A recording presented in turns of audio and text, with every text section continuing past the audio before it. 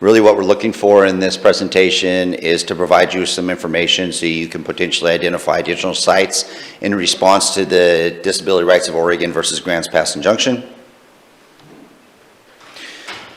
Okay, categorize these in a couple of things. Current sites, currently right now, and then also some potential future sites for your consideration. So our current site on 712 Northeast 7th Street is highlighted here in red. What you'll see here is we also have added to these sites approximately 44 sites. What we're doing is we're designating for each one of our resting locations what we're looking at for a potential quantity of resting opportunities for individuals at each site. This allows you an opportunity to think about, if you're moving forward with additional sites, what is the actual inventory that you would like to have, trying to meet, say for instance, that 150 resting site capacity. This will help you determine where you might want to get to receive those, get to where you want to get those 150 sites. So this is not the max total. We're taking about 2/3 to 3/4 of what we think we could fit in there, but comfortably right now, just from it. So we're being very conservative with these numbers. So we're really thinking 44 at this site. For 6th and A Street, we're looking at 55 sites. Some additional locations. Council asked for me to provide you with some additional locations that are owned and operated by the city, so we can do a quick turnaround on providing some additional resting sites for individuals. One of the areas that was discussed was the parking lot between our current site on 6th and A and the on-track building, which is now city-owned building. There is a small parking lot here.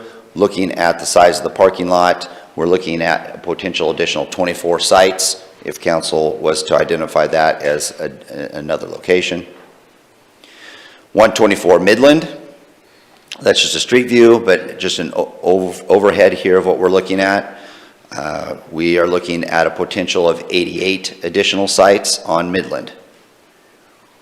Some with paving, others with just flat ground. And some of these sites, if they do not have an ADA type approved surface, we would need to do some improvements before we actually utilize those for a resting location. We have here 601 Southeast I Street. Approximately 55, 60 sites would potentially be available at this location. 850 East Park Street was another location that was discussed in the past. We're looking at about 17 sites here.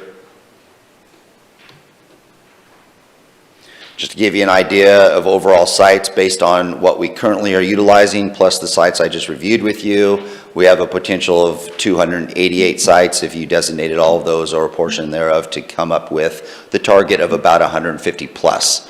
Now, of course, the plus would be likely beneficial. So we'd be looking at a minimum of 150 moving forward. I'll pause there, and then, another thing that was asked, I forgot about this. So council did, and I greatly appreciate, we send these out, as you know, Friday to you in advance, and we ask if you need any additional information, please let me know. I want to thank the council members that responded that had some questions about parking lots and city-owned parking lots. Because you were able to get me that information in advance, I was able to put stuff together, and thanks to JC and others that helped put all this stuff together for me. So, City Hall employee parking, that was one of the, that's a city parking lot that we do own. If we were to utilize this site, we'd be able to pick up approximately 50 resting sites. At these locations here, we just have a general overview. I didn't go into a lot of detail, but we can at a later date, or we could break them down here. But we have the Frog Lot. That's just across 6th Street on the south end of the south side of the river. And then we have an overhead of all of our other city-owned parking lots. The Frog Lot, we could probably get about 30 resting sites. Grasshopper, about 117. Owl, 28, and it goes down the list. based on city parking lots and the availability of a resting site, if you so deemed appropriate to utilize any of these parking lots as a potential resting site.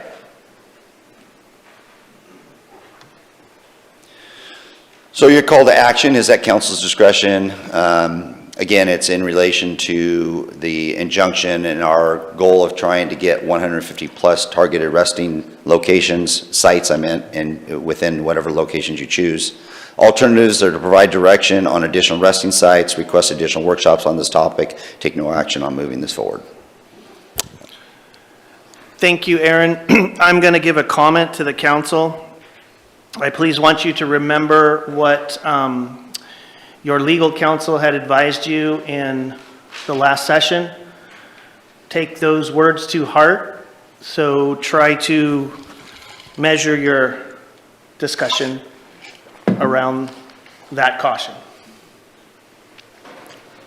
Okay, questions? Rick? Thank you, Aaron. Could you go to slide 11?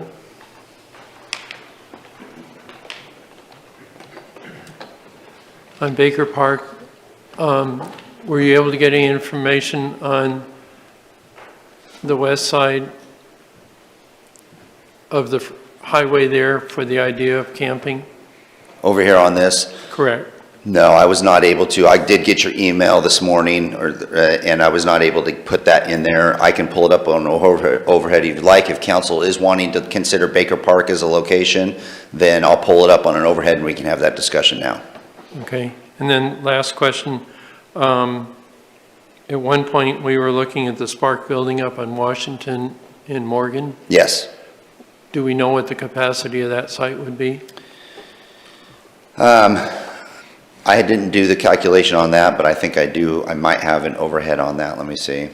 I did provide some additional sites just in case you were wanting to look at it. These are just some sites that are currently for sale. I just put it up there for comps. This is on 2144 Northeast Industry Drive. It's 1 acre. It'd be able to accommodate potentially 111 sites. This was just another one that is for sale on Foothill. It is a large site that would be able to accommodate a large number. And no, I didn't get on the old Spark building. I can tell you that it is. I could pull that up also, but I didn't have an opportunity to get in detail the calculation on that. But I can tell you that it is already set up for both interior and exterior resting locations. It's fully paved. There's some covered area for resting, and there's some interior areas for resting. It is sprinklered, and it is, the last time I checked, there is an open ability to lease the building, and the current advertised lease rate is $16,000 per month. Thank you. Thank you. Victoria? Could you go to slide 12, please?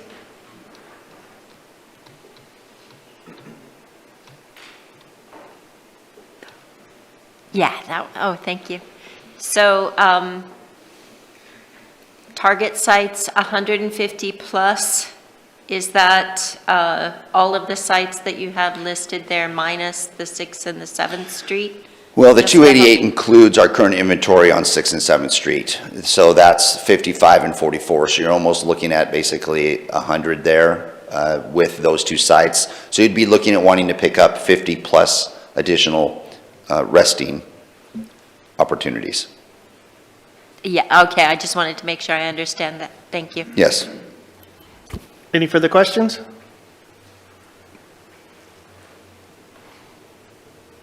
So I have questions. When Park Street was brought forth previously, there was constraints on that piece of property, and I can't remember, scratching my head, if that was due to zoning, or does anybody remember what that was? I think it was potentially zoning. It's zoned recreational use. Okay. And still, because it's in the park system. So we'd have to look at that, but there could be some opportunity if it was temporary in nature or something. I'm not sure. Okay, thanks for the clarification. Second question I had, if the City Hall employee parking was brought into this discussion, as it was brought into this slideshow, do you guys have or thought about a plan for displacing city employees' parking? If city employee parking was displaced, we'd have to look at the potential of maybe working a further agreement with the church down the street to see if we can lease additional parking spots from them for employees. And we would just need to encourage and look at employees utilizing the streets to park. We're already utilizing streets for overflow parking. The current parking lot does not seem to be to the adequate size for the needs currently right now. So we'd be filling up the residential streets and potentially encouraging individuals to park at the church down the street if they would lease us additional parking spots. Okay, thank you. I had another question. Does anybody else have any questions while I'm rethinking what my question was? Okay, I guess I don't have any other questions. Kathleen? So with the site next to the 6 and A for the old on-track building, the parking lot there, basically we just have to fence it and put a new porta potty because of the increased size? Yes, yeah, we would look at having, I believe it'd be appropriate to have an additional dumpster and additional porta potties, ADA accessible porta potties at that site also. Well, that would be ADA just right off the pavement. Well, I'm talking about ADA. You've got a standard porta potty and then you have ADA porta potties. The ADA porta potties are a little more expensive than the standard one, so we'd be looking at renting ADA porta potties. Okay. Seth, you have a question? Yeah, on the I Street property, is there any upgrades that would have to happen to that plot of land? Yes, on the I Street, let me get to the I All right, Street. it's slide 10. Thank you. On this site, we would need to look at decomposed granite and compaction of the decomposed granite to meet the definitions of ADA with regards to the state of Oregon. So there would need to be work, and as I mentioned, unless it was paved, we would need to do some work on the majority of the sites that I showed you, unless they're already city parking lots. That jogged my memory. Sorry, to go back to the 6th Street on-track parking lot. The intention for that expansion, would that be to have a secondary entrance? Because I'm looking at, there's a landscape medium that can't be tracked across, right? And okay. So basically that would be intended, if it was extended into that parking lot, we'd essentially have two separate sites. Yes, yeah, we'd be looking at two separate sites. Just needs a clarification on that. Yeah, you've got vegetation here and stuff. We would not recommend they be one site. We would need to have this fenced fully, separating the two. Would that be the same idea if the employee parking was put into the mix as well? That would Yes. got dedicated as a separate. I think one of the things that's important, and the chief can address this also, but we would be concerned with the size of the resting sites that you identify. I think if we go with smaller and not have one like we had on J Street, they would be more manageable. We'd also be able to potentially diversify the impact throughout the community if we went to smaller multiple sites than one large site. And that makes sense, because I think you had concerns, Chief, with that in the previous, and if you want to weigh in on that, that'd be great. Yeah, thank you, Mayor, City Manager. I certainly have concerns about increasing the footprint across the street. For example, we just had a fight with a couple subjects in that campsite, and one guy pulled out a gun, so I am quite concerned about behavior issues over there and criminal matters, and extending the site could be problematic. It seems as though we've got that number right now where we have two sites that are about 50 or less, and that could be something that you may want to target in the future.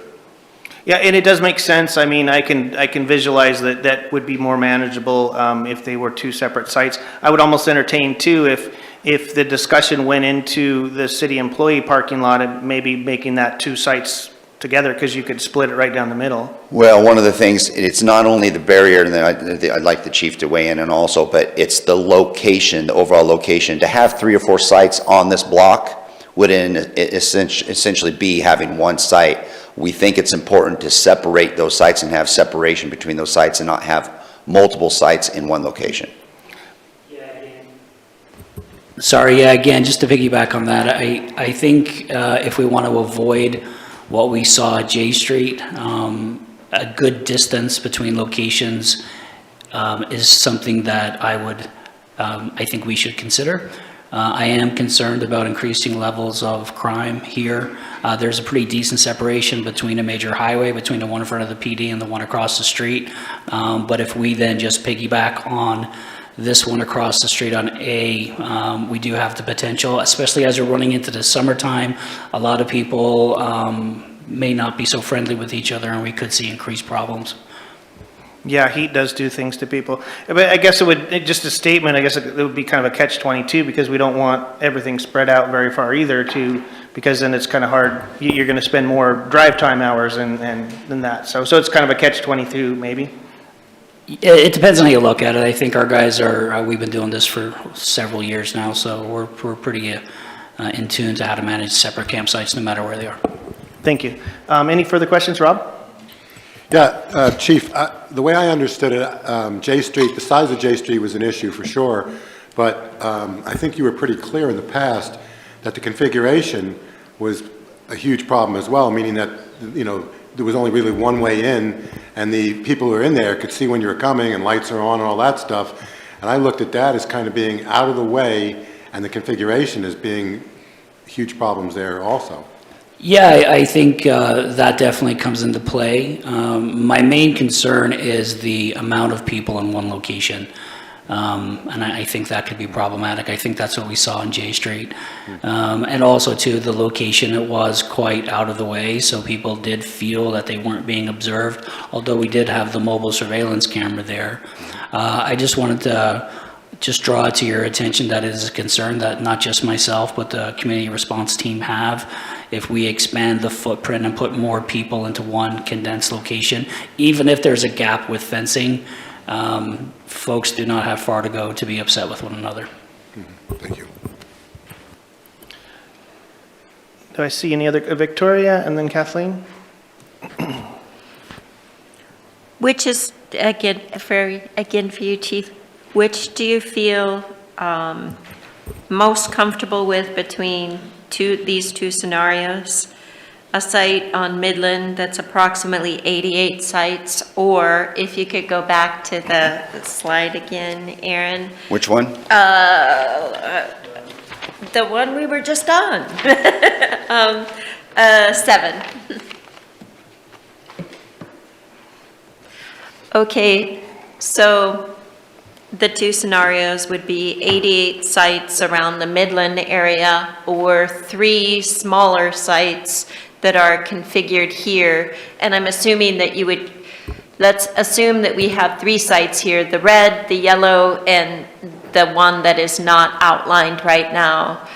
Those 3 smaller sites, or the ones that we currently have, plus one that might be on Midland that might have up to 88 sites. Did that make sense? It does. Okay, thank you. It does, so I'm going to use a lot of caution on my opinion here, but without sharing what I would pick. Obviously, that's council's decision to make, but I do think that 3 separate locations with the least amount of people per site is the best approach.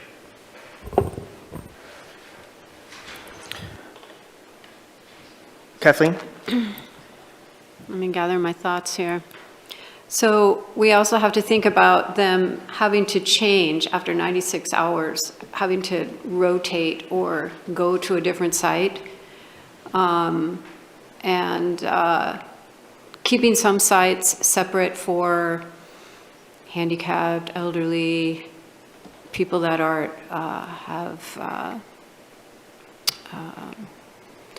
are lower functioning maybe, or anyway. It seems to me that Midland would be a good choice. Even though it's a bigger site, it encompasses the amount of sites we need with the ones that we already have. I think that's the direction I'm leaning.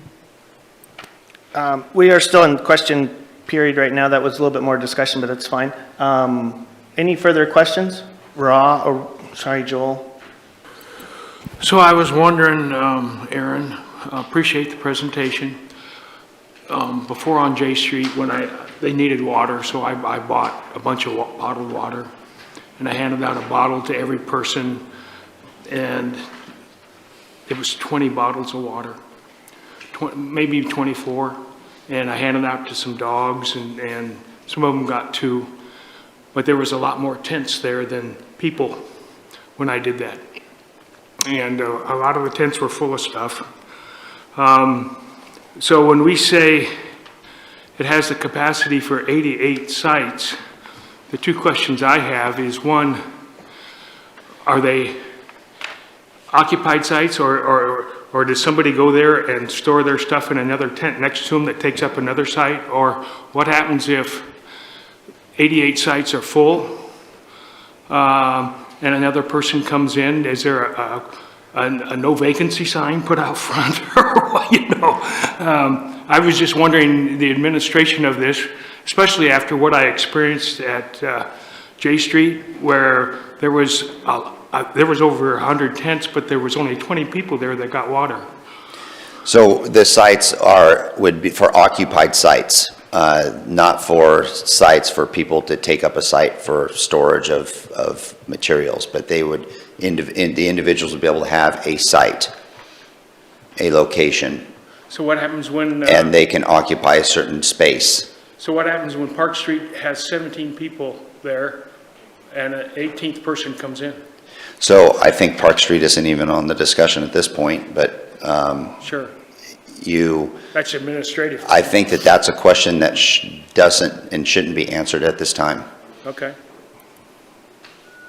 Yeah, I think the discussion is revolving around establishing resting areas. As Aaron has stated, the capacity that he is displaying on his slides is a very conservative number, which could go either way. But, you know, the topic is basically where we are trying to establish another resting site. Any other questions? Eric? Okay, obviously, 88 sites on Midland. We can reduce that to 59, whatever. We can take it, we don't have to go with 88, correct? We can just slice that in half. We can have that site established for technically whatever space, as long as it's within the parameters of what we've located. I think from a perspective of having the site ready, there's portions of Midland that could be ready now. There's portions that would need to have some groundwork done. The recommendation would be that we would do the groundwork on that full piece, but that does not mean the full piece has to be fenced openly. We can monitor that and monitor the need and adjust as the need is needed.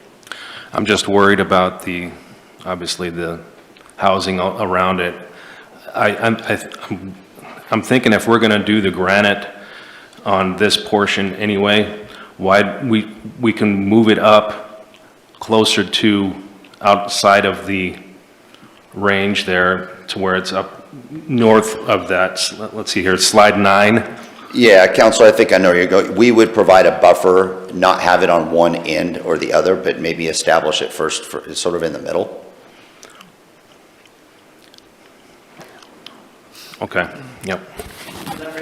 That brings a question to mind too. So if the site Midland 124 Northwest Midland is brought into the conversation, that site does have work that needs to be done to bring up the site up to ADA compliance.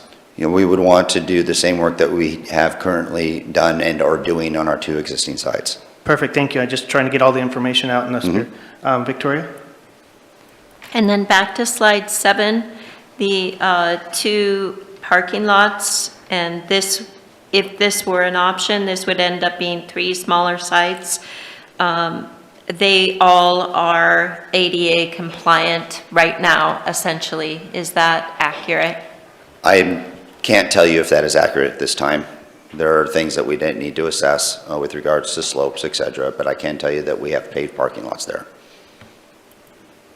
Rob? So, Aaron, on slide 9, regarding Midland, the property that the city now owns, how many ongoing businesses are there currently on that site? If I remember, I think there's 3 currently right now. Okay, so those, One you can sort of see on the north end of that. You can sort of see this facility here. There's a building here. There's a building right here, and there's another one I thought up north here somewhere or something like that. There may be 2 or 3. It's 3. Brad's telling me it's 3. 3 ongoing businesses right there. Thank you. Sticking with that, so if you're looking at the picture, the 2 buildings that are along 6th Street, those are vacant, non-operating commercial buildings? This building here is currently being used for storage. This building. But not an here- operating business? I mean, basically, we're gonna have, I would define operating business as there's clientele that could be coming in and out of it. Okay, I'm not aware of, my information is that it's being used as storage. okay. And the other building up north, I know it did have something in it, but I think it's vacant at this moment in time. I can't tell you at this moment. Okay. Thank you. Any other questions? Okay, seeing none, I guess we'll. Thank you, Mayor Council. Thank you for your time, and we'll allow council bring it back for discussion.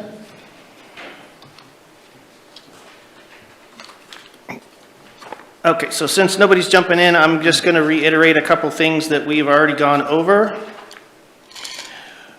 And to help kind of narrow this down, 601 Southeast I Street is right next to the Public Works building. We had testimony when we first brought this up of people adjacent and within the neighborhood that were very upset if we were to utilize that site because they were burdened by doing a lot of upgrade to their site to bring up the curb, gutter, sidewalk, so forth.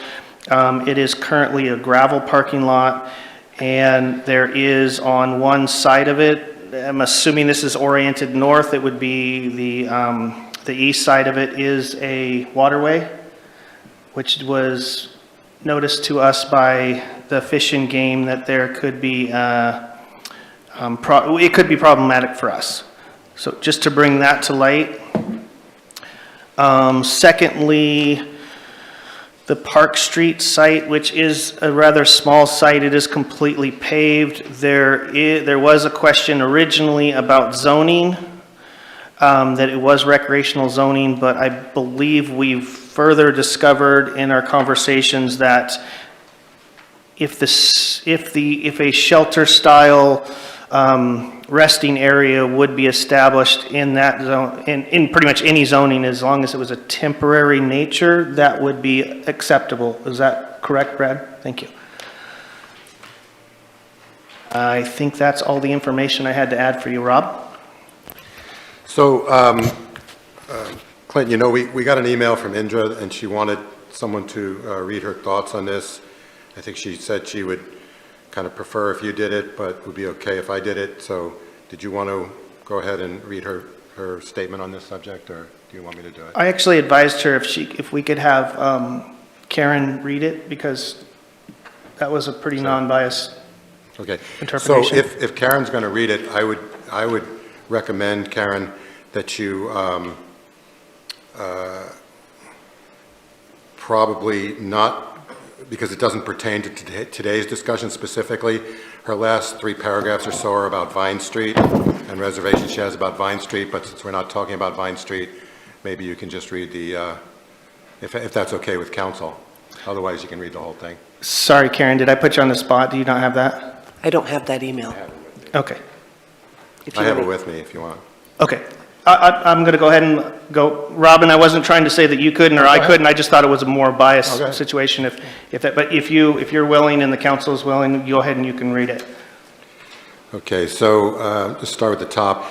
This is from Indra, again, Indra Nicholas, counselor. As you all know, I'll be traveling and not be able to attend the special meeting. I've written a statement, blah, blah, blah. Please read this in my absence. Unfortunately, I'm traveling and may not be able to call into this special meeting tonight. I would like to have the following statement regarding homeless sites read aloud for the public record. I am not in favor of designating any more sites for the homeless. Number one, these unmanaged sites are harmful to both the occupants therein and the residents and businesses surrounding such areas, as we witnessed these past many months. Number two, we are spending hundreds of thousands of taxpayer dollars and creating liability concerns for the city. Number three, the more the city accommodates homeless individuals, the more restrictive our options become in the future, as seen by the current lawsuit and subsequent temporary injunction. Given these facts, I advocate closing all resting sites and designating specific areas where the homeless cannot go to rest. The council, with full transparency and public input, can designate such areas. Many nonprofits have stepped up to the plate and are helping homeless individuals that want to help. This will continue, and to a greater extent, I believe, moving forward. I believe we should encourage homeless individuals to seek help. However, those who refuse help will have to suffer the consequences of their choices. It's time for accountability. The residents of Grants Pass deserve to feel safe. We must remove unsafe individuals from our streets and stop the catch and release system that is currently in place. Many Grants Pass residents are struggling to pay mortgage, rent, utility bills, and for the high cost of groceries. I will not endorse spending taxpayer dollars on people that refuse to help and feel entitled to live off hardworking citizens and seniors on fixed incomes. And I think that concludes what part of her email applies to what we're discussing today. Thank you very much, Rob. Any further discussion? Go ahead, Rick. So part of the testimony that was given in the past on 601 Southeast I Street, there was a business person constructing a warehouse there that he wanted to rent out, and he was real concerned that it would affect his business model. So I would not be in favor of that site. At this time, I would be willing to consider Midland. Thank you. Joel? Well, there's no perfect site, that's for sure. I got some input too on the site over by the fire building on the third bridge, and the adjacent landowners plan on suing if that's put in, and they might sue on other places as well. That's certainly their right to do so. Go ahead, Rob. And we could probably go down the whole line of counselors with a lawsuit statement. Up at the Midland site, the woman on the corner of Washington and Midland was quite clear at the last meeting that she will move forward with a lawsuit if that is moved in there, that she's already had issues with vagrants and homeless damaging her property, and she wasn't going to put up with any more of it. Thank you, Rob. Victoria? In looking at again, it would have been slide 7, it's hard to tell, but it appears as though there are handicap parking spaces in the on-track parking lot, so I'm going to assume that that is, at least some of it, ADA compliant. And I don't know if anybody can answer this for me, but the employee parking lot, I can't tell because it's an aerial, if there are any handicap parking spaces there. So I guess I had another question. Thanks. We don't have ADA established in that parking lot. Yeah, and realistically, and as long as the parking lot paved surface meets a certain slope criteria, meaning it's flatter, it would actually meet ADA compliance. So it doesn't necessarily have to have like 15 handicap parking spots. Further discussion, Rob? Yeah, as Joel said, we got no perfect spot here for sure, and I'm sure we all know that. I have major concerns with our ability, whether it's funding, whether it's management, with manpower, all three. But it's clear that our public safety department is not able to keep areas that are surrounding any one of these sites, not able to keep the people feeling safe. That was very true on J Street for a variety of reasons. Unfortunately, it's even true around City Hall, as we got emails last week from the woman on A Street, essentially, who talked about her family essentially being terrorized, or at least that's the way she felt. We also had a business a couple of blocks away, same thing. So it just, for whatever combination of factors, it seems as though wherever we have one of these sites, it is unfortunately to the detriment of the surrounding area. I understand what Chief Hensman was saying about potentially having smaller sites, being more manageable. To me, that automatically means that they're going to be separate, and we're going to be choosing one in a new neighborhood where we also will not be able to keep the people feeling safe. For that reason, I much prefer having it more concentrated in this area, because we've already essentially know what we've got in this area, and we do have public safety headquarters, we do have City Hall, and as much as I absolutely do not want to ask the city employees to not park in their parking lot, in perspective, that's exactly what any downtown employee has to do every day. There's no, for people who don't realize it, there's only a 3-hour limit. Employees typically don't park there, so I know my employees all park at least a couple blocks away and walk to where they work. On the rare occasions when I drive to work, I park in the Growers Market lot and I walk 2 blocks to my business. On the rare occasions when I've driven to work and parked illegally, I've gotten a ticket and I've paid the ticket. But the bottom line is that that's what the reality is, walking a few blocks. So to me, that's not a huge ask of the city employees, and I don't want to have to ask them to do that, but to me, it's not a big ask. But I would prefer, just because it's not necessarily my preference, it's what I actually think is possibly going to impact our citizens negatively the least, if that's even close to reasonable English. It'll have the least amount of negative impact is to keep, where we can, have more of the sites here where we already have 2 sites, we already have negative impacts in the neighborhood, rather than doing that same exact dance in a new neighborhood, because we've proven before with J Street that it didn't work well. To put them up at Midland, I suppose the access to Midland's better than it was to J Street as far as police observation, but we've got businesses up there that are ongoing. We've got residences up there, and we know that it's not just 30 feet or 50 feet away. It's for a few blocks away. Wherever we put them, it's going to likely have a negative impact. And I'm sorry that that statement could even be fodder for a lawsuit at some point, but that's reality, and I'm going to say it regardless today. And that's my reasoning for not wanting to put a site in a new part of town.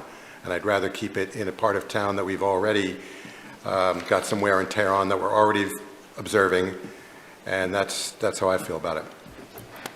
Thank you, Rob. Rick, and then Kathleen. So as part of the continuing discussion, not only is the police chief, but we've had other input indicating it could be to our advantage having 3 separate sites or more, and therefore I'm still in favor of considering a different location than 6th Street. Thank you. Kathleen? Yeah, I echo what Rick is saying, and I would preface the Midland site with having a reduced area, possibly just 50 sites, or however many we needed to accommodate, and make it a smaller site as well. Victoria? It seems like if we were to expand into the 2 adjacent parking lots, that we would have 2 new smaller spots, because they are going to be separated with fencing and have their own porta potties. So that would be 2 new sites. So we would have a total of 4, and they would be smaller. And it seems, and it appears very likely that they are already ADA compliant or nearly so there would be much less time and possibly expense to the city to get them ready. It seems like that might be possibly the least,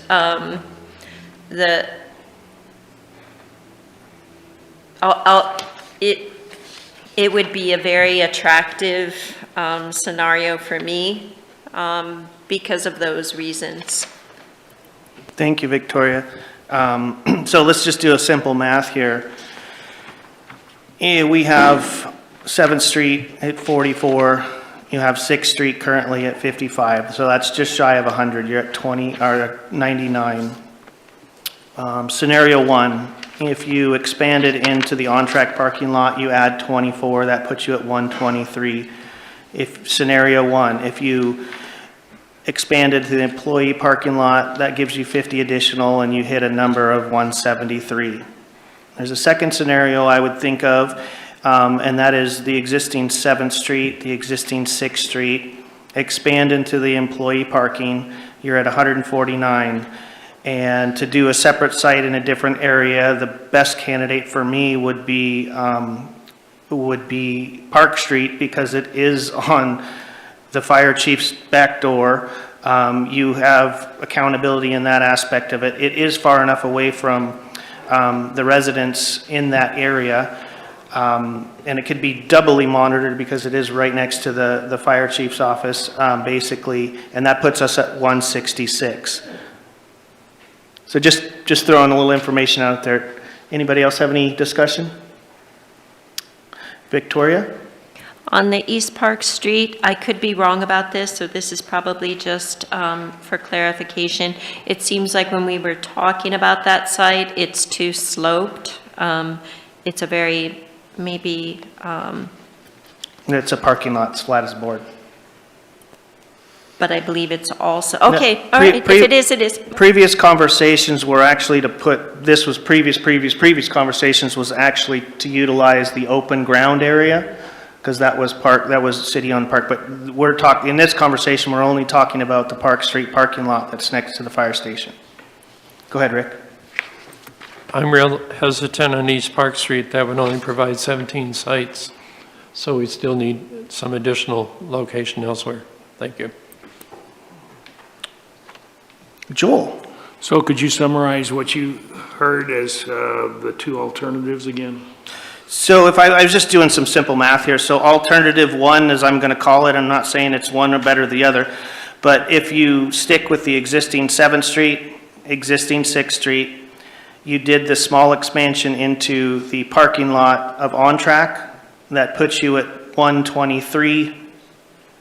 If you further expanded into a third site into the employee parking, adds 50, so you get to a total 4 different sites, total of 173. Scenario 2, not saying one's better than the other, would be to do 7th Street, 6th Street, with 6th Street with no expansion into the on-track, only expanding into the employee parking, that puts you at 149. If you add the 4th site being away from it as Park Street, even though it's teeny tiny, you get up to about 166. So if to further define, we would have, the option 1 as I described it would be to basically put everything very close to where we already have it, to be monitored by the police a little bit easier. They would be designated into 4 different sites, but you get up to 173. Go ahead, Rob. So a couple comments. If it actually is valuable, and I don't know that it is, I've been told it is, but if it's valuable for handicapped to be able to move from one site to another every 4 days, and that may be true for people who aren't even necessarily classified as handicapped, but they may be elderly or maybe not that mobile, then having everything, the 4 sites closer together would be a huge advantage. You would still get the advantage of people having to pick up every 4 days and not accumulating as much trash and so forth, as we've seen if they stay a week or longer, that it seems like more trash accumulation. But if they're in the sites that are closer, with either themselves or with very little help, they could move from one site to another. If something's on the other side of town, that becomes more of a major endeavor.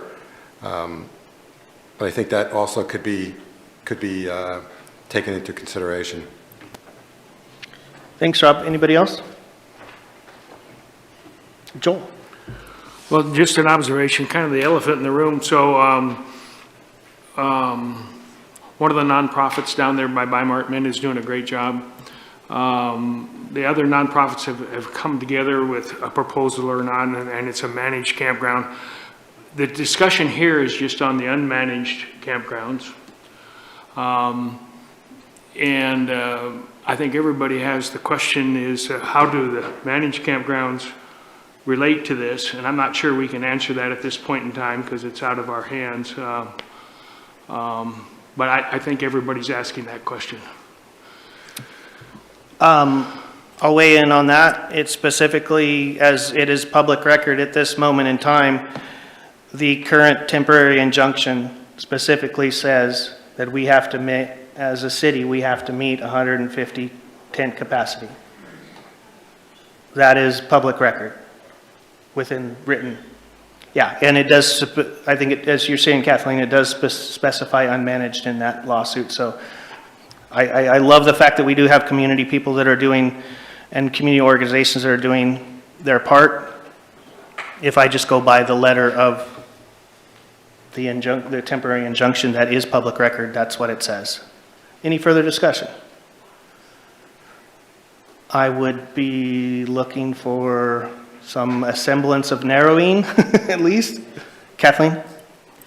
I just think it's important to consider what Chief Hensman is saying about the volatility of these people and the close proximity that they have that causes this to increase by having a site that's further away. I don't know how long they're gonna, if this solution is going to lift the injunction immediately, or if this is going to be a drawn-out thing. I mean, it's so unpredictable at this time, but I am listening to what Chief Hensman is saying, and I think that with the 7th Street of 44 and the 6th Street of 99 and Midland with possibly 51, it could be very doable and manageable for everybody's concern. Any further discussion? Rob?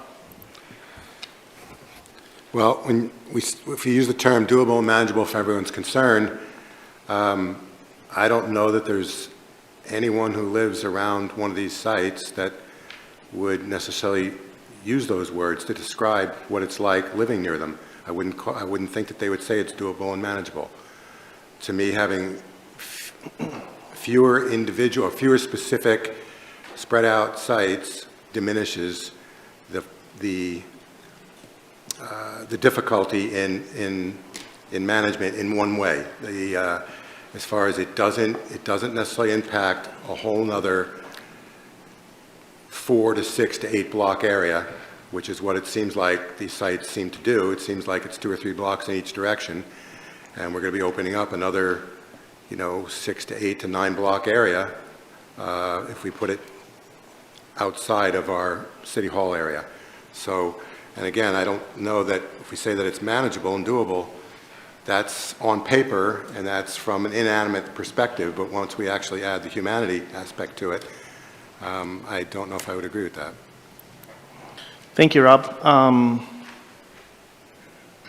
With that, Rob, would you entertain putting together a little plan and a motion? I'll spell it out for you, but you got to say it. I mean, unless there's further discussion you guys want, we can probably kick this around for hours and hours and hours, but we should probably kind of get to some semblance. But I'll let Joel speak a little bit before then. Okay, I'm going to last call. Is there any further discussion, or I'm going to let Joel make a motion? Okay, go ahead, Joel. Yeah. And I'm trying not to bully you guys. I'm just trying to help you guys push along here. Again, this is not an optimal solution by any means, but it is what it is. So I make a motion that we maintain the 7th and 6th Street ones that presently exist. We do the 6th Street expansion into on-track, and we convert the employee parking in the 50 spots there That, which you called option one, I believe. Absolutely. With the discretion that staff can put together the actual overlay of these in the proper manner, coordinating with chief and everybody. Yeah, once you call for a second, I'll have something to say. Okay. Looks like we have a second from Rob. So with that motion, we can move forward with that motion, but from an implementation standpoint, staff's recommendation would be that we go ahead and continue to operate the two current ones. We move into the employee parking, but we do not, at this time, have the ability to do the north end one, the on-track parking, because we have to provide access to that building until they're totally out. So we have to do one or the other. Our recommendation is if you want the numbers, then we do the employee parking, but we do not do the north part of it, and then we can continue to monitor the employee parking to see if we need to expand into the north, and we can provide you updates on that. I think, not to speak for Joel, but I think that would probably be a viable solution with keeping that expansion and on track as a future, Yes, soon as a as potential it comes option. open and available. Okay. Is our, Joel, did you understand what he said, and are you good with that? Yeah, and that's an implementation item. I think that that's good for, I don't see where it would change the motion necessarily. It would just be an implementation. Thanks, Joel. So we currently have a motion on the table with a second. The motion would be to continue operation in the 7th Street as is, to continue operation in the 6th Street resting site as is, to expand into the, to set up another one in the employee parking area with a future expansion into on-track parking as the 4th, as time permits. Further discussion. All right, I'll bring it to a vote. Seth? Yes. Kathleen? Yes. Eric? Yes. Rick? No. Rob? Yes. Joel? Yes. Victoria? Yes. And Indra is out, so she's not in. So we have one no, and everyone else, yes, it passes. So, Aaron, do you have full direction? I have full direction and clear direction. Thank you, Mayor, Council. Thank you.